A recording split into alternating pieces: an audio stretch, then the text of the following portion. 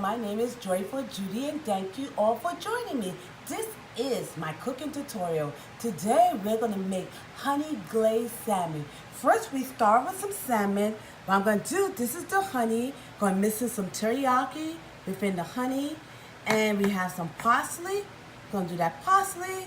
And I'm going to skip over, I'm going to do the garlic, crushed garlic. And last but not least, we're going to put some mustard in this. Okay, and after we mix everything up together, oh, this is going to be so good, everyone. Just stir it as fast as you can, okay? Because we want this. You can put salt and pepper. I'm just going to use pepper because I don't want to cook with salt. If you prefer to put salt, you can put salt in it. And okay, so I'm going to pour this on the salmon, okay? Just glaze, let that glaze set in. Let it go all. And also I skin my salmon. There's no skin on my salmon. I just want to show you. I took the skin off the salmon in the back because I want the honey flavor and the glaze to go all over the salmon. Okay, we're gonna take a little more. We're gonna put some more on that glaze. Okay, I think that is it.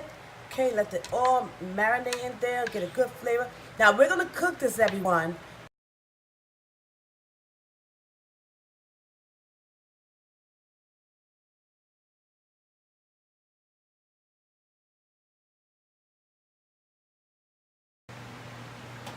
Hi everyone, I'm back again.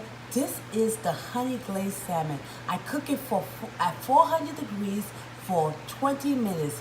15 minutes I cook it, and then after the 5 minutes, I turn my oven on grill so it can get crispy on top. And here it is, my honey glazed salmon. And because I don't cook with salt, I'm going to use a little bit of adobo on top of it. And this is it. We are ready to eat. I'm ready to eat this, y'all. I want to thank you all for watching and listen.